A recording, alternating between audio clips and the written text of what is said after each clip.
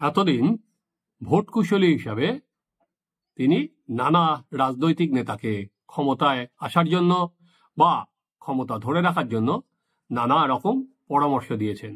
হ্যাঁ, আমি প্রশান্ত কিশোরের কথা বলছি। তো সেই পরামর্শ কোনো সময় খেটেছে, কোনো সময় ওনার পরামর্শ শুনে রাজনৈতিক দল ক্ষমতা ধরে রেখেছে বা ক্ষমতায় এসেছে বিপদে পড়েও। আমি এখানে দেখতে পারি তৃণমূল কংগ্রেস 2019 সালের বিপর্যয়ের পর প্রশান্ত কিশোর বা আইপ্যাকের পরামর্শ শুনে 2021 সালে কিন্তু খুব ভালো ফল করেছিল। এবার প্রশান্ত কিশোর, ভোট কুশলী প্রশান্ত কিশোর এবার তার রাজনৈতিক জীবনের বলা যেতে পারে সব থেকে বড় পরীক্ষায় নিজেকেই সামিল করেছে। পাটনার গান্ধী ময়দানে আমরণ অনশনে বসেছেন প্রশান্ত কিশোর, জনসুরাজ পার্টির প্রতিষ্ঠাতা। পাটনায় ওনার দাবি, আপনারা আর কি, পাটনা যে সিভিল সার্ভিস, বিহার সিভিল সার্ভিসটা 2024 সালের 13ই ডিসেম্বর যে পরীক্ষা হয়েছে, সেখানে তারপর স্টুডেন্টরা, আমরা দেখেছি স্টুডেন্ট ডেমনস্ট্রেশন হচ্ছিল, স্টুডেন্টদের ওপর লাঠিচার্জ হয়েছে। সেখানে প্রশান্ত কিশোর গিয়েছিলেন, কিন্তু সেখানে তারপরে তিনি সেখান থেকে ফিরেও আসেন। এবার গান্ধী ময়দানে প্রশান্ত কিশোর আমরণ অনশনে বসেছেন। তার দাবি, এই স্টুডেন্টদের সঙ্গে নীতিশ কুমারকে কথা বলতে হবে এবং এন্টায়ার যে পরীক্ষা হয়েছে সেটা বাতিল করতে হবে। এন্টায়ার প্রায় 3.5 লক্ষ পরীক্ষার্থী পরীক্ষা দিয়েছিলেন। এবং প্রশান্ত সরাসরি বলছেন যে ডিএসপি যে পদ পুলিশের, একটা পদ নাকি বিক্রি হয়েছে তার অভিযোগ অনুযায়ী 1.5 কোটি টাকায়। আজকে পশ্চিমবঙ্গে আমরা দেখেছিলাম যে এই শিক্ষা দুর্নীতি নিয়ে আলোড়ন। সে প্রাক্তন শিক্ষামন্ত্রী জেলে, একাধিক আধিকারিক জেলে, এবং এখনো যারা যোগ্য প্রার্থী তারা কিন্তু নানা জায়গায় তাদের অবস্থান বিক্ষোভ এখনো চলছে। এবার বলা যেতে পারে এ রাজ্যের হাওয়া ঢুকে পড়ল বিহারেও, এবং প্রশান্ত কিশোর নিজে সামনে থেকে তার নেতৃত্ব দেওয়ার চেষ্টা করছেন। শুধুমাত্র প্রশান্ত কিশোর নয়, ইতিমধ্যেই বামপন্থী যুব সংগঠন তারা শনিবার দিন মার্চ করেছেন নীতিশ কুমারের বাড়ির উদ্দেশ্যে। সেটা নিয়ে পুলিশের সঙ্গে ধস্তাধস্তি হয়েছে। নির্দল এমপি পাপ্পু যাদব, তার সমর্থকরা বিভিন্ন জায়গায় ট্রেন অবরোধ করেছেন, পথ অবরোধ করেছেন।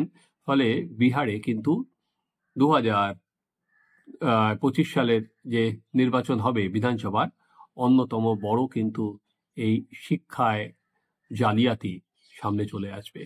এটা অন্যতম বড় বিষয়। এই জনসুরাজ পার্টি 2রা অক্টোবর লঞ্চ করেছিলেন প্রশান্ত কিশোর, এবং তিনি ঘোষণা করেছিলেন যে বিহারের যে 243টা বিধানসভা কেন্দ্র সেখানেই তিনি লড়বেন। এখনো পর্যন্ত কিন্তু ভোট কুশলী হিসাবে তিনি যেরকম সফল হয়েছিলেন, উনি কিন্তু পার্টি খোলে বা পার্টি প্রতিষ্ঠা করে সেই সফলতা, অন্তত প্রথম যে উপনির্বাচন হয়েছে বিহারে 4টে বিধানসভায়, সেখানে কিন্তু ভালো ফল করতে পারেননি। কোনো জায়গায় 3rd হয়েছে, কোনো জায়গায় 4th হয়েছে। জনসুরাজ পার্টি ভালো ফল করেনি, কারণ ওখানে আমরা ভোট মোটামুটি একদিকে হচ্ছে নীতিশ কুমার, আরেকদিকে হচ্ছে লালু প্রসাদ যাদব। 3rd একটা পার্টিকে ইমার্জ করতে হলে এখনো সেই স্পেসটা প্রশান্ত কিশোর ঠিক করতে পারেনি, কারণ উনি জাতপাতে রাজনীতির বাইরে গিয়ে রাজনীতি করার চেষ্টা করছেন।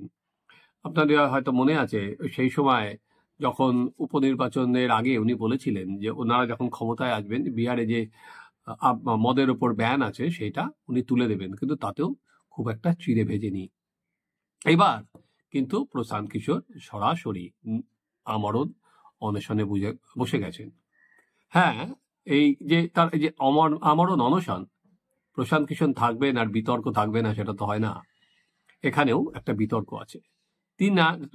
প্রশান্ত কিশোর যেখানে অনশন করছেন তার পাশেই একটা ভ্যান রাখা আছে, সেই ভ্যানটা নিয়েই বিতর্ক। সেখানে বিজেপি হোক, জেডিইউ হোক, আরজেডি হোক, সবাই মিলে সেটাতে প্রশ্ন তুলছেন। প্রশ্ন হচ্ছে যে ওই লাক্সারি ভ্যান কেন ব্যবহার করছেন। উল্টো দিকে প্রশান্তের যুক্তি, ওটা তার শৌচালয় বা স্নানাগার হিসাবে ব্যবহার হচ্ছে, কারণ এখানে গান্ধী ময়দানে তিনি এই প্রাতকৃত্য কাজ করবেন কি করে?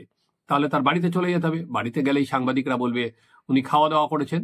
তাই এবার এই ভ্যান পর্ব কিছুদিন ধরে চলছে। একই সঙ্গে এই প্রশান্তের যে অনশন, সেটা ডিএম পাটনা বলছেন এটা বেআইনি, কারণ গান্ধী ময়দানে অনশন করার যদি অনুমতি তারা দেননি। জানি না নীতিশ কুমার তাকে জোর করে তুলবেন কিনা। প্রশান্ত যেটা দাবি করেছেন, জোর করে তুললেও তিনি আবার মুক্ত হয়ে ওখানে এসে আবার বসবেন। ইতিমধ্যে তার নামে এফআইআর হয়েছে, তার 150 জন সাপোর্টারের নামে এফআইআর হয়েছে।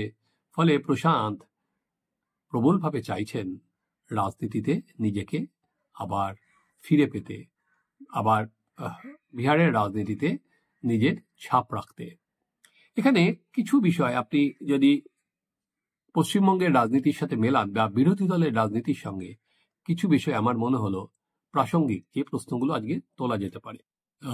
পশ্চিমবঙ্গেও দীর্ঘদিন ধরে কিন্তু আমরা দেখতে পাচ্ছি এই যে শিক্ষায় যে জালিয়াতি, শিক্ষায় যে দুর্নীতি, সেটা সামনে চলে এসেছে এবং সেটা সিবিআই তদন্ত হচ্ছে, ইডি তদন্ত হচ্ছে, তাদের চার্জশিট জমা পড়ছে। ফলে দুর্নীতির স্কেলটা কিন্তু বিশাল এবং সেখানে যারা যোগ্য ছাত্রছাত্রী তারা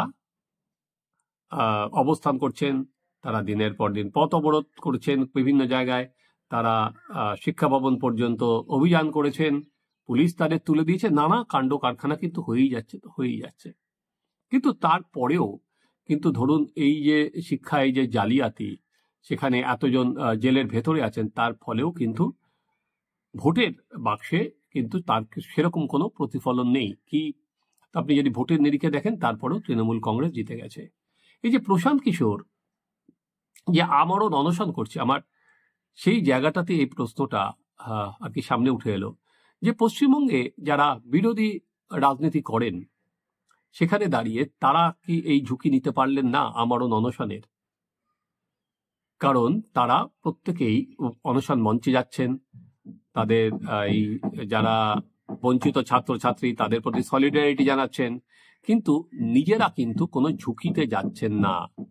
আজকে মমতা বন্দ্যোপাধ্যায় যখন সিঙ্গুর এবং নন্দীগ্রাম হয়েছিল, উনি কিন্তু নিজে অনশনে বসেছিলেন। হ্যাঁ, আপনারা অনেক কিছু তারপরে বলতে পারেন যে এই অনশন নিয়ে প্রচুর কথাবার্তা হয়েছে, কিন্তু উনি কিন্তু নিজে একবার নয়, উনি সেই হুগলিতেও সিঙ্গুর কারখানার সামনেও কিন্তু উনি অবস্থান করেছিলেন এবং তারপর তো ধর্মতলায় সে 26 দিন অনশন করেছিলেন।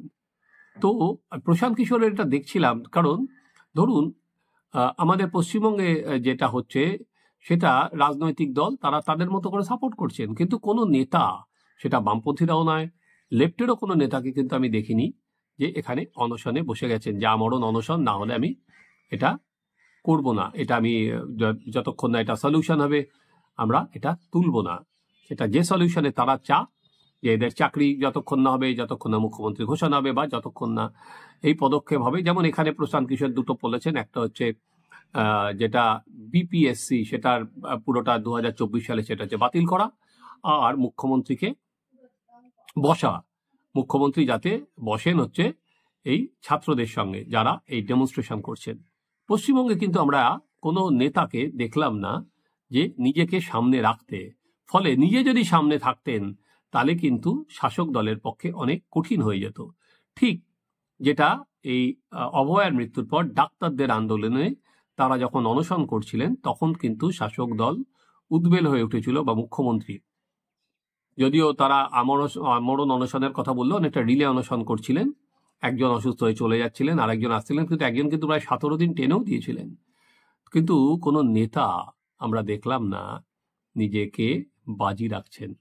তাই প্রশান্ত কিশোরকে যখন দেখছিলাম আর ভাবছিলাম যে এক ভোট কুশলী হিসাবে তিনি যেমন অন্যদের পরামর্শ দিয়ে জিতিয়েছেন, পাশাপাশি এবার তিনি রাজনীতির ময়দানে নেমে নিজেকেই কিন্তু দাঁওতে লাগিয়েছেন। সেখানে দাঁড়িয়ে জানি না এর ফল ফলবে না ফলবে, সেটা তো ভবিষ্যতের বিষয়, কিন্তু উনি নিজেকে বাজি রেখেছেন, সেটাই সব থেকে বড় বিষয়।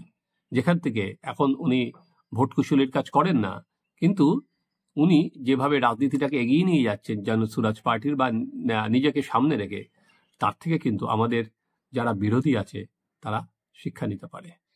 দেখা যাক প্রশান্ত কিশোরের এই আমরণ যে অনশন সেটা কতদিন উনি চালাতে পারেন বা নীতিশ কুমার কতদিন চালাতে দেন। আপনারা দেখতে থাকুন আমাদের চ্যানেল সাবস্ক্রাইব করুন, আপনাদের মতামত জানান।